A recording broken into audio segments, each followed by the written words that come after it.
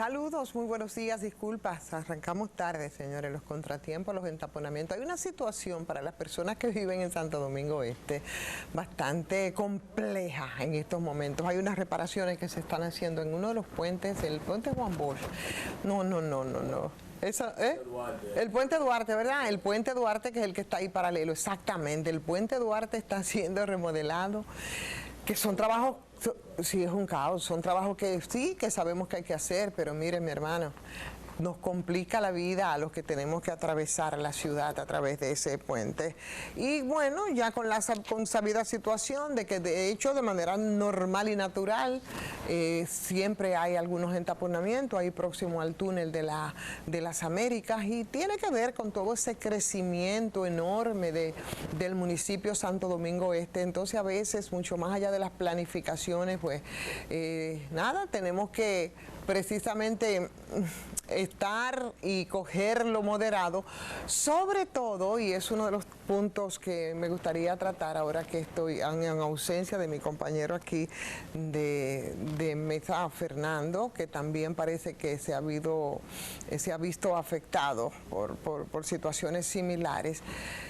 A propósito del tránsito, hoy aparecen unas estadísticas que a mí no me hacen sentir para nada orgullosa. De hecho, yo pienso que a ninguno de los dominicanos nos deben hacer sentir orgullosos, y tiene que ver mucho con todo el tema de la planificación, con todo el tema del transporte, y unos datos muy preocupantes que hablan de que nosotros pasamos ahora a ocupar el primer lugar, nada bueno, en muertes por accidentes de tránsito, y de un 36.6% llegamos a un 64.6% por cada 1000 habitantes, ¿no?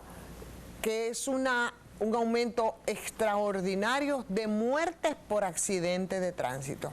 Así es. Por tanto, eso nos pone en el primer lugar del mundo de personas que mueren por accidentes de tránsito. Si tú te pones a hacer un cálculo proporcional con la cantidad de habitantes, señores, eso es mucho, son muchas personas, muchas personas. Entonces, eso es cada minuto que nosotros estamos involucrados en un accidente de tránsito. Y por supuesto, yo creo que eso tiene que llamar a preocupación, desde respuestas que debe darse de diferentes sectores que confluyen ahí, y el hecho de que esos mismos sectores hayan reaccionado también hablando de las razones por las que nosotros, teníamos el primer lugar en América Latina y el segundo a nivel mundial. Ahora pasamos al primer lugar, o sea, somos el país del mundo que más personas mueren por accidentes de tránsito.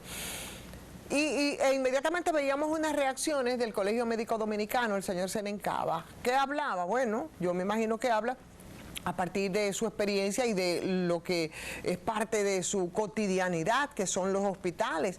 Y decía Senencaba que muchas personas mueren por la misma situación de los hospitales, porque a veces no se aplican los medicamentos adecuados frente a una persona que llevan con traumas a los hospitales, porque a veces los hospitales, los centros hospitalarios aquí no cuentan con los equipos que se necesitan para el tratamiento de personas en determinadas condiciones por accidentes de tránsito, porque no hay suficientes hospitales que también puedan tener intervención para cuestiones traumatológicas, como ocurre por ejemplo en el sur del país, que si una persona se accidenta, digamos que donde, en mi pueblo, en Villa Jaragua, tiene que llegar a donde, al Ney Arias Lora o al Hospital Darío Contreras. No hay un hospital traumatológico en el sur del país.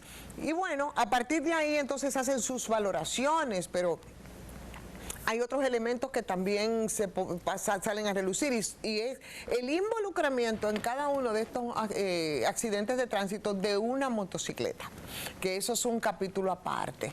Y las estadísticas igual aquí, las mediciones nos dicen que por cada accidente de tránsito, que hay un 70% de los accidentes de tránsito que involucran las motocicletas. Las motocicletas, que todos sabemos, es algo que proliferó a partir de las debilidades que tenemos para resolver el transporte público de pasajeros, porque así es como empiezan a proliferar, señores, el tema del motoconcho de manera muy específica, y con esto, por supuesto, ya una expresión de la criminalidad, de la delincuencia, pero también de esos accidentes que ahora nos colocan en el primer lugar del mundo, de personas muertas por accidentes de tránsito. Pero hay un elemento que para mí es sumamente importante, muy importante, yo creo que es determinante dentro de las posibles causas que se procuran y que se buscan para estos accidentes. Primero, o dos elementos. Uno, tiene mucho que ver con esa carga de violencia con la que nosotros salimos a la calle, pero con ese apresuramiento para llegar a ninguna parte que nosotros andamos es una cosa increíble. La gente anda a tonta y a loca, apresurada, a veces sin necesidad.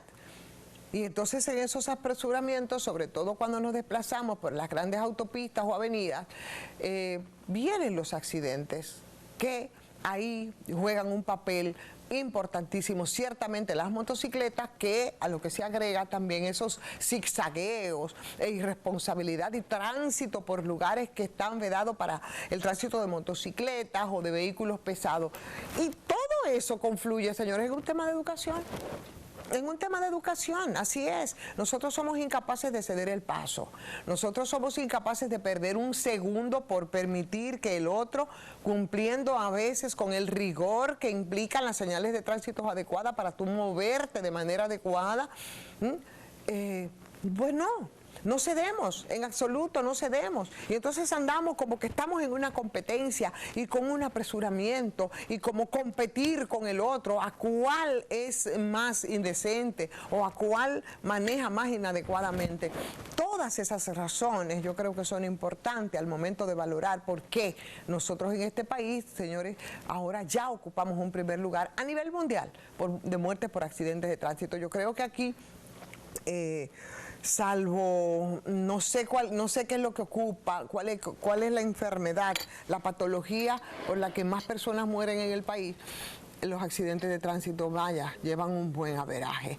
Y eso, lamentablemente, necesita una respuesta multilateral, pero necesita dar esa respuesta haciendo énfasis precisamente en un tema de educación, y ahí sí la cosa se complica, porque esa es una deuda que nosotros tenemos bastante retrasada, y es una deuda que se ha ido acumulando en el tiempo. Entonces, ponernos a la par y ponernos al día va a ser bastante complicado, porque sobre todo se necesita gran voluntad política para que esto pueda realizarse. Nosotros estamos apenas en un 5.5%, en un quinto grado de primaria en sentido general. Porque aquí en eso, la verdad, la inversión que se ha hecho para esto ha sido totalmente mal utilizada y ha servido para mucho, ha servido para muchas corrupciones. Ayer hablábamos sobre el tema, tocábamos el 4%, que cuando tenemos que analizar cualquier situación de tipo social, siempre tenemos que concluir en el tema de la educación, porque aquí lo que se ha apostado es en contrario, a que la gente lógicamente no pueda organizar ni ordenar sus ideas, a que la gente entonces no pueda pensar. Y si la gente no puede pensar, no puede educarse. Y si la gente no se educa, entonces tenemos ese comportamiento que vemos en las calles y que nos pone en situaciones de peligro, porque de verdad cada minuto yo no sé cuántas personas mueren aquí en República Dominicana, y de verdad que tienen que ser muchas para tener el lugar que corresponde a nivel, a escala mundial. Entonces, dentro de todas las razones que se están buscando, que se identifican y que son ciertas, yo creo que ese es el nudo gordiano para que nosotros estemos en esa situación en términos de accidentes de tránsito. Ahí están las estadísticas. Yo creo que más que sentirnos cómodos porque tenemos un primer lugar, que deberíamos de tenerlo, por ejemplo, en educación, y que estamos lejos de esos primeros lugares. Aquí, si tú te pones a ver, nosotros tenemos, por ejemplo, primeros lugares con relación a América Latina en embarazos en adolescentes. En nada bueno, Tenemos primeros lugares en muertes por accidentes de tránsito. Tenemos primeros lugares en una baja increíble educación. Entonces, esos primeros lugares yo creo que nos deben de preocupar y, sobre todo, deben de ocupar para que se dé una respuesta oficial, haciendo énfasis en todo todos los sectores que tienen que confluir para que nosotros tengamos un comportamiento adecuado. No hay forma, señores, de que tú puedas manejar cumpliendo con el rigor y con lo que dicen las leyes de tránsito. Cuando tú lo haces de manera correcta, pero tú corres más riesgo de tener un accidente. ¿De verdad?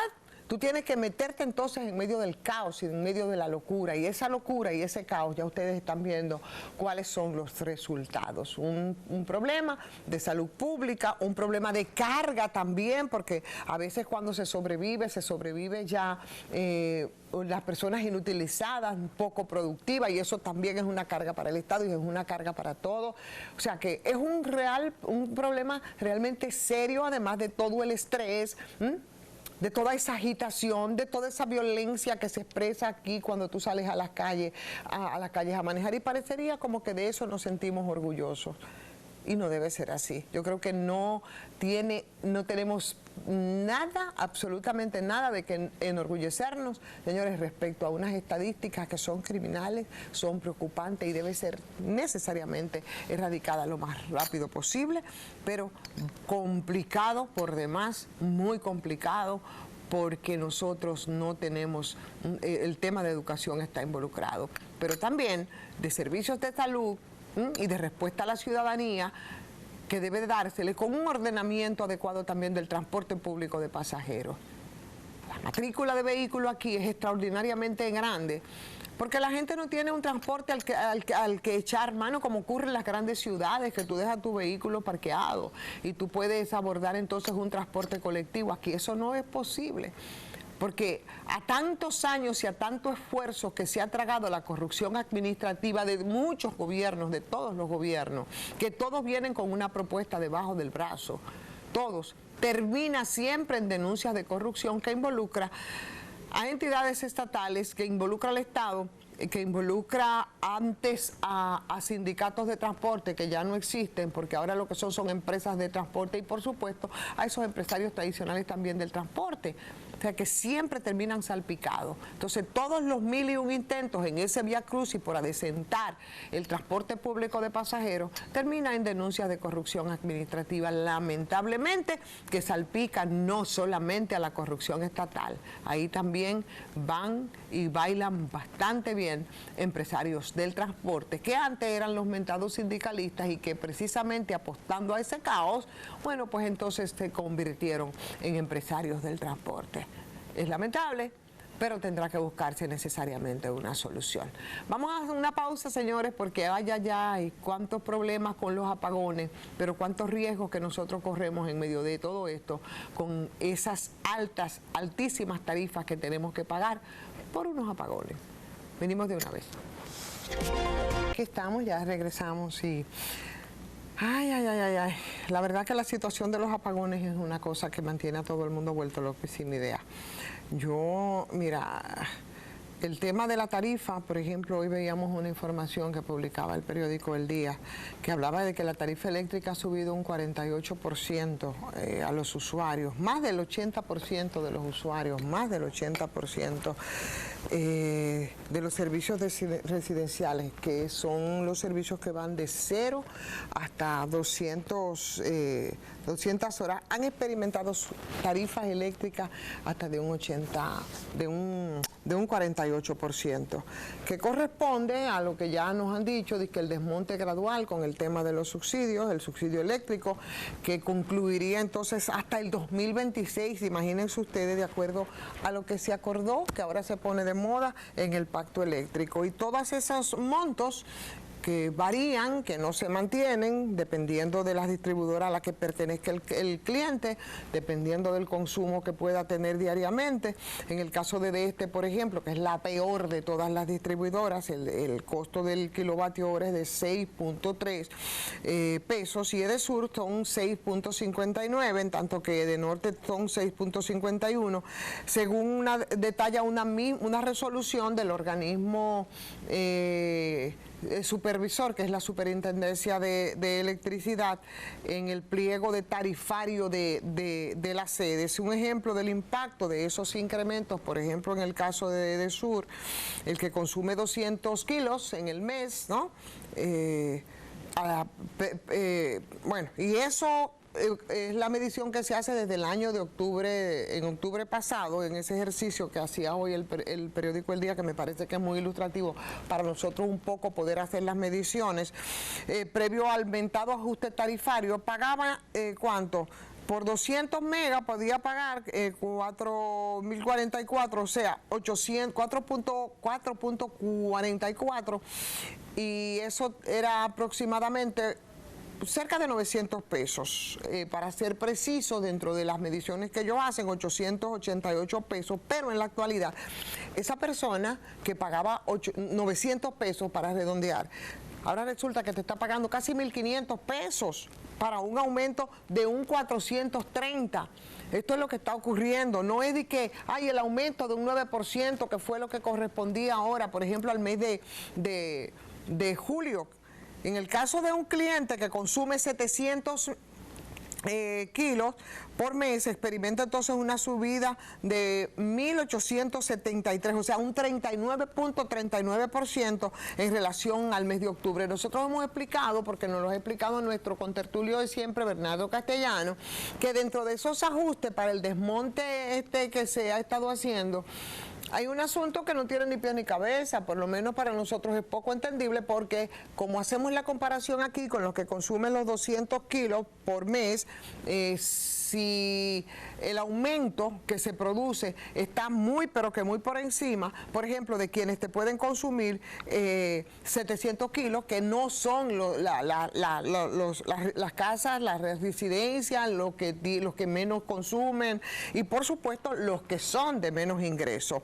Pero bueno, hoy igual aparece entonces otra información, porque las expresiones de la gente de protesta por esto, que solo lo entienden así en blanco y negro, en la estafa que implica cobrarte por unas interrupciones que se prolongan en muchos casos hasta por 12 horas, en medio de la situación que tenemos en este infierno, con mucho calor, con tarifas altas, con aumento gradual, que ya se supone que si van a seguir el calendario que dicen ellos que está establecido en el pacto eléctrico, el próximo mes entonces habría otro aumento.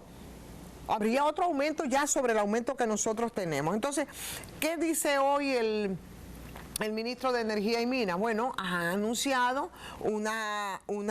plantean una revisión del pacto eléctrico, de esos que ellos dicen que fue un pacto eléctrico, que no fue otra cosa más que un adefesio, ¿no?, al que acudieron 2 o 3 personas que parecían más un acuerdo de intereses que un verdadero pacto eléctrico, al que excluyeron totalmente al sector social, que estuvo en todas las discusiones, en algo que comenzó en 2013, que no es un invento de nadie, sino que es un mandato constitucional, y eso que ellos aprobaron apresuradamente, con los mismos elementos que se habían criticado, que son los que ahora son parte de ese sector eléctrico, que para mí de verdad no ha dado pie con bola y prácticamente ha sido un fracaso. Entonces, después de ellos defender, como han defendido, todo lo indefendible, y valga la redundancia, respecto al tema de los aumentos de las tarifas, fundamentándose en las cuestiones del pacto eléctrico, tratando de justificar todo esto, echándole la culpa al aumento a lo que está en el mentado pacto ese, que tampoco es pacto nada, a los que firmaron entonces esto, ahora están hablando de revisarlos, pero ya nos han aumentado a nosotros las tarifas en 4 ocasiones. En 4 ocasiones nos han aumentado las tarifas. ¿Qué va a pasar entonces ahora con esos aumentos? En esa revisión, ¿dónde quedan esos aumentos que, como vimos en las comparaciones que hacíamos con octubre del año pasado, en algunos casos se te han disparado en más de un 48%. Entonces, esa es una excusa, yo digo, para de alguna forma renunciar a los mentados puntos que anda Bernardo con ellos como si fuese un volante, que son los 10 puntos que públicamente había exigido el partido oficial ahora, lo había anunciado en el 2019 cuando se estaba de nuevo en estos aspectos de conocimiento del pacto para firmar el mentado pacto o el adefesio, que para mí eso no fue un pacto. Entonces, esas violaciones que se cometieron en ese momento, ¿qué es lo que van a hacer? Van a revisar lo mismo, van a volver sobre lo que ellos decían, pero que sobre la base de eso mismo, en una actitud contradictoria, firmaron ese pacto eléctrico. No lo quisieron hacer en la gestión, en la administración pasada, pero en esta lo hicieron y lo hicieron apresuradamente. Entonces, la verdad es que aquí hay un hecho cierto y ha sido una falta de cumplimiento de parte del gobierno de manera, yo digo, irresponsable, muy irresponsable, a ese compromiso que ellos habían pactado. Porque ese compromiso también, en ese compromiso estaban contenidos otros elementos no menos importantes que lo que ha sido el aumento en las tarifas para los desmontes estos de los subsidios, como se ha dicho, como es, por ejemplo, el tema de las pérdidas, que en vez de bajar en las distribuidoras, en las empresas distribuidoras, lo que han hecho es aumentar. Todo ha aumentado, Todo ha aumentado las tarifas eléctricas, ha aumentado las pérdidas, han aumentado los salarios, han aumentado la empleomanía y todo eso de alguna manera ha tenido un impacto en lo que está ocurriendo ahora, pero yo pienso que no han sido sinceros en el planteamiento del tema a la gente, que no entiende cómo es que, para desgracia además, en el momento en el que ellos intentan o empiezan a hacer esos aumentos de las tarifas, también empiezan unos apagones que tienen a todo el mundo vuelto loco. Entonces, la verdad yo no sé qué es lo que se pretende ahora con ese anuncio que hacía ayer el ministro de Energía y Minas. No sé si se trata de más excusas, yo no sé si se trata de flexibilizar para seguir incumpliendo bajo la excusa de la situación internacional, de los precios del petróleo, de la guerra en Ucrania, de la economía a escala global comprometida, que todo el mundo, todos sabemos de esos problemas, todos lo sabemos. Absolutamente todos lo sabemos, pero no asumen la responsabilidad de manejos no adecuados respecto al tema del sector, porque han habido muchos, y siempre ha sido así, muchos intereses nucleados alrededor del tema eléctrico. ¿Qué va a pasar ahora? Bueno, yo no sé qué va a pasar ahora, yo no sé qué va a pasar con esos aumentos que ya no los aplicaron. No sabemos qué va a pasar, suponemos incluso que esos aumentos en la tarifa eléctrica que estaban programados para los próximos meses se van a parar, porque si van a hacer una revisión del pacto tendrán que parar todo esto. Ahora que parece que han fracasado estrepitosamente, por lo menos en algunos casos, de todo lo que tiene que ver el comportamiento en el sector eléctrico en 2 años de gestión, cuando se negaron a llevar incluso un mamotreto de fideicomiso que fue bastante criticado con el caso de Punta Catalina, que se suponía que era quien venía a resolver todos los problemas del sector, firmado precisamente por el mismo ministro de Energía y Minas en el mismo seno del CES, Consejo Económico Social, antes del envío al Congreso para su aprobación, y ustedes ya la gente no se recuerda. El tema del fideicomiso y la forma irregular en la que fue depositada ante el Congreso para su aprobación, cuando negaron entonces la convocatoria a vistas públicas como tenía que ser en este caso, a pesar de comprometerse públicamente a convocarlas, se nos olvidó todo eso, porque a nosotros se nos olvida. Con lo que se supone que debía venir a conjurar un problema, señores, que ahora lo que causa es mucha indignación social, que crece y crece de manera exponencial y puede tener un saldo y un costo político que yo no creo que quiera pagar la presente administración, porque la sociedad siente que se le quiere desviar la atención frente al aumento brutal de la tarifa eléctrica y del incremento de los apagones que mantienen con mucha irritación a la población. Yo creo que hay que poner las cosas claras, yo creo que hay que transparentar todo lo que ha sido el manejo en el tema eléctrico. Yo creo que hay que dejarse de excusas con esto de que del pacto y que los aumentos en las tarifas están contenidas en el pacto. Si es así, entonces, ¿por qué no se ha cumplido con todo el rigor que requiere dentro de un pacto en el que se supone que se pusieron de acuerdo algunos sectores y solamente me van a aplicar lo que se trata de fuñir a la gente, porque aquí de verdad que para lo único que se ponen de acuerdo es para complicarnos más la vida. Está bastante oscuro.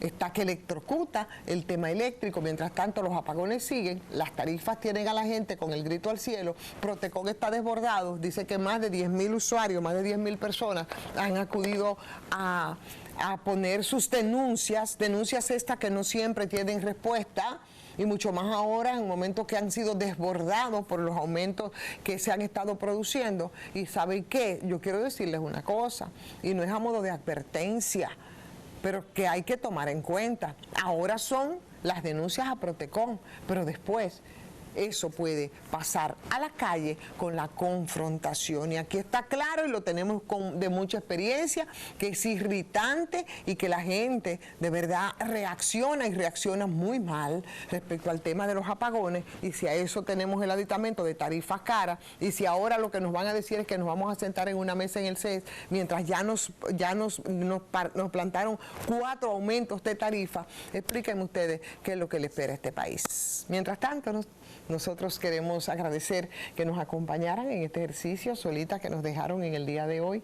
A pesar de todo, mantener un poco la tolerancia, vamos a ver sin dejar de presionar para la solución de problemas tan elementales, señores, como es el tema de la energía eléctrica y con la que se ha engañado, se ha traficado y se ha proliferado tanto la corrupción en este país. Mañana es miércoles y mañana nos reencontramos de nuevo en este punto crítico.